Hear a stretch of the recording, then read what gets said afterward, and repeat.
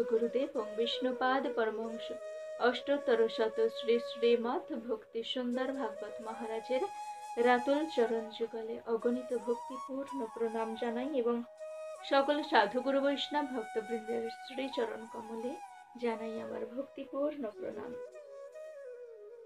এখন আমরা জানবো ছোট বয়সে অল্প বয়সে সাধু হওয়া ভালো নাকি খারাপ। অল্প বয়সে সাধু হলে ভালো হয় নাকি খারাপ হয় নাকি ক্ষতি হয়,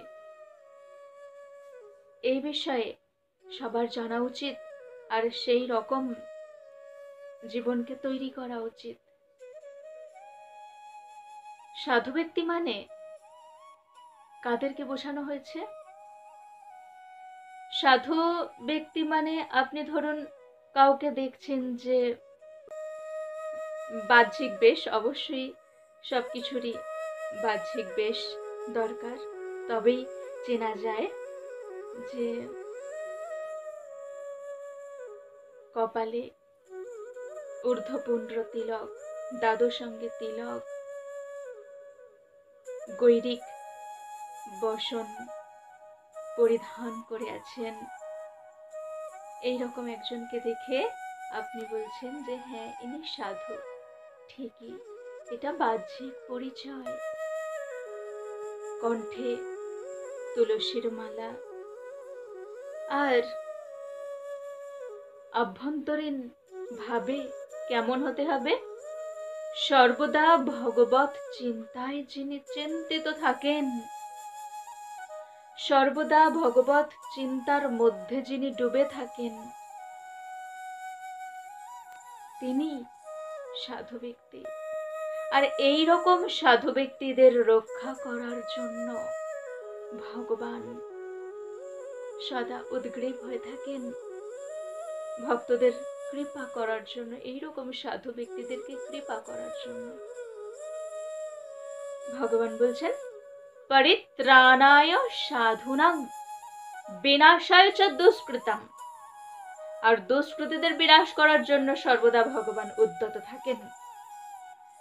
তো সাধুজনদের পরিত্রাণ করার জন্য এবং দুষ্কৃতীদেরকে বিনাশ করার জন্য, ধর্ম সংস্থাপনার্থায়, ধর্মকে পুনরায় সংস্থাপিত করার জন্য, সম্ভবামি যুগে যুগে, আমি যুগে যুগে অবতীর্ণ হই। সাধু ব্যক্তিরা সমাজে এখনো আছেন। একজনও যদি সাধু ব্যক্তি থাকেন তো সেই একজনের জন্যই আমরা সবাই ভগবানের কৃপা লাভ করে চলেছি। সূর্যদেব তিনি ওনার কর্ম করে চলেছেন। সূর্য উদিত হচ্ছে, চন্দ্র উদিত হচ্ছে, পবনদেব বায়ু দিচ্ছেন, আমরা অক্সিজেন পাচ্ছি, আলো জল বাতাস পাচ্ছি। কিসের জন্য? এই পৃথিবীতে সাধু মহাজনেরা আছেন, সেই জন্য এখনো আমরা সবকিছু পাচ্ছি। আর এই সাধু হওয়া কি বৃদ্ধ বয়সে উচিত নাকি অল্প বয়সে? সাধারণত সবার মনে একটা ধারণা যে শৈশবে পড়াশোনা করতে হয়, লেখাপড়া করতে হয়, তবেই ভালো রেজাল্ট করা যাবে, ধাপে ধাপে উঁচুতে ওঠা যাবে। তো এই রকম করতে করতে একসময় চাকরির চেষ্টা করতে হয়। এটা স্বাভাবিকভাবে সাধারণত সবাই এটাই করে থাকেন, বেশিরভাগ ব্যক্তিরা, যে চাকরির চেষ্টা, ভালো চাকরি হয়ে গেলে এবার বিয়ের চেষ্টা, এবার বিয়ে হয়ে গেল, বিয়ে হয়ে গেলে এবারে সন্তান, তাদেরকে বড় করে তুলতে হবে, তাদেরকে এবার ঠিকঠাকভাবে মানুষের মতো মানুষ করতে হবে, ছোট থেকে শিক্ষা দিতে হবে। এই রকম করতে করতে জীবনের সময় কখন যে শেষ হয়ে গেল সেটা বোঝাই যাবে না, বৃদ্ধাবস্থায় এসে যাবে। আর তখন ধর্মে কর্মে মন দেওয়া, এটাই অনেকে মনে করে থাকে যে তখন ধর্মে কর্মে মন দেওয়া উচিত বৃদ্ধাবস্থায়। চলো কাশীতে চলো, চলো বৃন্দাবনে চলো, চলো এখানে চলো ওখানে চলো। কিন্তু ইচ্ছা হলে কি হবে? শরীর অসুস্থ হয়ে যাবে, তখন শরীর তখন জরাজীর্ণ হয়ে যাবে, বায়ু পিত্ত কফ দেহকে ঘিরে ধরবে। তখন মন ভগবত চিন্তায় আর মন থাকবে না, মন তখন কৃষ্ণময় হবে না, তখন মন দেহময় হয়ে যাবে। কারণ কি? কারণ ধরুন আপনার মাথা ব্যথা করছে, তো আপনি কোনো কাজ করতে পারবেন, কোনো কাজে মন দিতে পারবেন? সেই সেই চিন্তায় মনটা সেই মাথাতেই পড়ে থাকবে। ধরুন আপনার হাত কেটে গেল, হাত দিয়ে রক্ত বেরোচ্ছে, খুব লাগছে, মনটা তো সেই হাতেই পড়ে থাকবে। কারো দাঁতের যন্ত্রণা হলে সেই দাঁতের দিকেই মন থাকে। আর বৃদ্ধাবস্থায় এমনি থেকেই সবকিছু এসে যায়, ওই যে বায়ু পিত্ত কফ দেহকে একেবারে ঘিরে ধরে, তখন দেহের চিন্তা করতে করতেই ব্যাকুল থাকে। এই রকম করতে করতে জীবন অতিবাহিত হয়ে যায়, জীবন শেষ হয়ে যায়, ব্যাস এবার নাও আবার পুনরায় জন্মগ্রহণ করো কর্ম অনুযায়ী। শ্রীমদ্ ভাগবতমে একাদশ স্কন্ধে নবম অধ্যায়ের 29 নম্বর শ্লোকে খুব সুন্দরভাবে বর্ণিত হয়েছে, লব্ধ্বা সুদুর্লভমেদং বহু সম্ভবন্তে মনুষ্যম অর্থদম অনিত্যম অপিহ ধীরঃ তূর্ণং যতেত ন পতিদনু মৃত্যু यावन् নিঃশ্রেয়সায় বিষয় খলু সর্বতঃ স্যাৎ। অর্থাৎ বহু জন্ম মৃত্যুর পর তবে জীব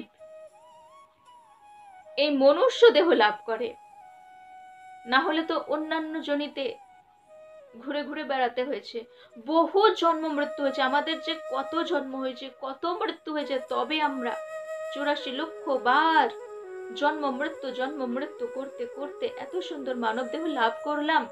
আর এই মানব দেহ অনিত্য, এর কোনো নিত্যতা নেই। অনিত্য হলেও এই মানব দেহ জীবনকে পূর্ণ সিদ্ধি লাভের জন্য সুযোগ প্রদান করে থাকে। পূর্ণ সিদ্ধি লাভ করা যায় এই মানব দেহে, অন্যান্য দেহে পূর্ণ সিদ্ধি লাভ করা যায় না। সেই জন্যই তো ধীর ব্যক্তি, যারা যারা বুদ্ধিমান ধীর ব্যক্তিদের কর্তব্য হলো কি? অবিলম্বে এই পূর্ণ সিদ্ধির জন্য প্রযত্ন করা। কখনোই জন্ম মৃত্যুর চক্রে পতিত হওয়া উচিত নয়, ইন্দ্রিয় সুখভোগের চেষ্টা করা উচিত নয়। ইন্দ্রিয় সুখভোগ তো এই যে 84 লক্ষ জনে ভ্রমণ হয়েছে, সমস্ত প্রজাতিতেই, জঘন্য প্রজাতিদের মধ্যেও ইন্দ্রিয় সুখভোগের চেষ্টা চলতে থাকে। মনুষ্য জীবনের উদ্দেশ্য কি? আহার নিদ্রা ভয় মৈথুন নয়। আহার নিদ্রা ভয় মৈথুনাঞ্চ সামান্যমেতৎ পশুভির নরানাম ধর্ম হিতেশামধিক বিশেষ ধর্মে না হীনা পশুভি সমানা। পশুরাও আহার নিদ্রা ভয় মৈথুন করে, মানুষও। তফাৎ হচ্ছে এটাই যে মানুষ ভগবত তত্ত্ব সম্বন্ধে অনুসন্ধান করতে পারে, ভগবানকে জানতে পারে। এই যে আমাদের জীবন মানব জীবনটা যে পূর্ণ সিদ্ধি লাভের জন্য উপযুক্ত সময়, উপযুক্ত দেহ, এটা মানব দেহেই একমাত্র বোঝা যায়, আর অন্য কোনো দেহ বোঝা যায় না। তাই আমরা একটা সুযোগ পেয়েছি, সেই জন্য এই সুযোগটাকে হাতছাড়া করা উচিত নয়, তাহলে আত্মঘাতী হতে হয়। শ্রীমদ্ ভাগবতমের একাদশ স্কন্ধের 20 অধ্যায়ের 17 শ্লোকে বর্ণিত হচ্ছে, নৃদেহ মাদ্যং সুলভং সুদুর্লভং লবং সুকল্পং গুরুকর্ণধারম ময়ানুকূলেন নভস্বতিরিতং পুমান ভবাব্ধিং নতরেৎ স আত্মহা। যে প্রকৃতির নিয়মে সুলভে এই দেহ, মনুষ্য দেহ লাভ করা যায়। এই দেহটা হচ্ছে একটা সুপরিকল্পিত নৌকার মতো, এবং শ্রী গুরুদেব হলেন সুদক্ষ কর্ণধার। পরমেশ্বরের বাণী হচ্ছে অনুকূল বায়ু। তাই এত সুযোগ সত্ত্বেও পরমেশ্বরের বাণীও আছে, আমরা জানতে পারছি। আবার সদ্গুরুদেবও আছেন। তবু এত সুযোগ সত্ত্বেও যারা সদ্গুরুদেবের কাছে যান না, ভগবত তত্ত্ব সম্পর্কে জানার চেষ্টা করেন না, তাদেরকে তো আত্মঘাতী বলা হয়েছে। প্রহ্লাদ মহারাজ তিনি খুব সুন্দরভাবে বলেছেন শ্রীমদ্ ভাগবতমের সপ্তম স্কন্ধের ষষ্ঠ অধ্যায়ের প্রথম শ্লোকে যে কৌমার আচরেত প্রাজ্ঞ ধর্মান ভাগবতা নিহা দুর্লভং মনুষং জন্ম্য তদপ্য ধ্রুবমর্থদম, যে যারা প্রজ্ঞাবান ব্যক্তি মানব জন্ম লাভ করে এই জাগতিক অনিত্য সুখের প্রয়াস করেন না,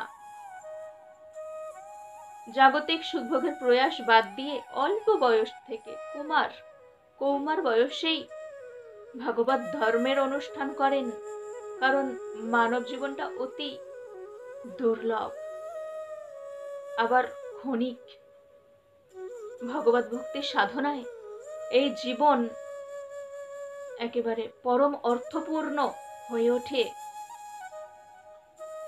তাই ওই খেলাধুলা, জাগতিক পড়াশোনা এসব তো চলবে, কিন্তু তাই বলে জীবনটাকে কৃষ্ণময় না করে ওই রকম শুধু খেলাধুলা, জাগতিক পড়াশোনা, এটা ওটা সেটা, চাকরি ব্যবসা, এটা ওটা, এসবের মধ্যে সময়কে কাটিয়ে দেওয়া উচিত নয়। কৈশোর বয়স জড়বিদ্যায় কেটে যায়। প্রথমে খেলাধুলা করতে করতে কেটে যায়, আর কৈশোর বয়স জড়বিদ্যায় কেটে যায়, যৌবনে সংসার সামলাতে সামলাতে কেটে যায়, প্রৌঢ় ওই রকম ভাবেই চলে যায় নাতি নাতনিদের নিয়ে। ব্যাস, এমনিতেই জীবনের অর্ধেক সময় ঘুমিয়ে কেটে যায়। কারো আয়ু যদি 70 বছর হয়, যদি 60 বছর হয়, তাহলে ঘুমিয়ে কেটে চলে যাচ্ছে, ঘুমিয়ে আয়ু হয়ে যাচ্ছে 30 বছর বা 35 বছর। তো ঘুমই তো আমাদেরকে অর্ধেক সময় নিয়ে নিচ্ছে জীবনের। তারপরে যা বাকি রইল, সেই বাকি সময়টাও যদি এমনিতে চলে যায়। আর বৃদ্ধাবস্থার কথা কখনো ভাবতেই নেই, কারণ বৃদ্ধাবস্থা সবার ভাগ্যে আসে না। কেউ কখনো বলতেই পারবে না যে আমি বৃদ্ধ হব, বৃদ্ধ নাও হতে পারে, বৃদ্ধ নাও হতে পারি আমরা। সবার ভাগ্যে কি আছে নাকি বৃদ্ধা হওয়া? তখন এমনিতেই রোগ ব্যাধি ঘিরে ধরবে, তখন ধর্মকর্মে মন দিতে গেলে মন আসবে না, মন ওই দেহময় হয়ে যাবে, কৃষ্ণময় আর হবে না। তাই মনকে কৃষ্ণময় করতে গেলে একেবারে ছোট্ট থেকে কৃষ্ণময় করার চেষ্টা করতে হবে, সেই রকম শিক্ষায় শিক্ষিত হতে হবে। তার জন্য বাবা মাকে অবশ্যই চেষ্টা করতে হবে। বাচ্চাদের অভিভাবিকা হিসেবে যারা আছেন, তাদেরকেই দায়িত্ব নিতে হবে, তবেই তারা এগিয়ে আসবে। কারণ সবাই তো আর প্রহ্লাদ মহারাজ, ধ্রুব মহারাজ নন। প্রহ্লাদ মহারাজ নারদ মুনির কৃপায় জানতে পেরেছেন ভগবত তত্ত্ব সম্বন্ধে। ধ্রুব মহারাজ মাতা সুরুচি যখন লাঞ্ছিত, অপমানিত করলেন, মাতা সুনীতির কথায় তিনি তপস্যা করলেন। আমাদেরকে চেষ্টা করতে হবে ছোট্ট থেকেই সাধন ভজনে মনোযোগী হওয়া। ছোট বয়সেই সাধু হতে হয়। যারা সাধু হয়েছেন ছোট বয়স থেকেই হয়েছেন। বেশিরভাগ যারা সাধু আছেন সবাই ছোট থেকেই মন প্রাণ ভগবানের প্রতি সমর্পিত। এমন অনেকেই আছেন যারা সংসারও করেছেন, সংসারের যে জ্বালা যন্ত্রণা বুঝতে পেরেছেন, তারা সংসার থেকে বেরিয়ে এসেছেন ভগবত ধামে পৌঁছানোর জন্য, ভগবত কৃপা লাভ করার জন্য। সংসার থেকে বেরিয়ে এসে সদ্গুরু শ্রী চরণে নিজেকে সমর্পণ করেছেন। তো তারা ছোটবেলায় বুঝতে পারেননি, তাই যখন বুঝতে পেরেছেন তখনই চলে এসেছেন সংসার পরিত্যাগ করে। আর যারা বুঝতে পারছেন ছোটবেলা থেকেই, বুঝেও যারা সংসারের মধ্যেই আছেন, তারা তাহলে সংসারের মধ্যে থাকুন, কিন্তু সংসারকে একদম কৃষ্ণ ভাবনাময় করে তুলতে হবে। সংসারের সবাই যেন কৃষ্ণ ভাবনাময় ভাবে জীবনযাপন করেন।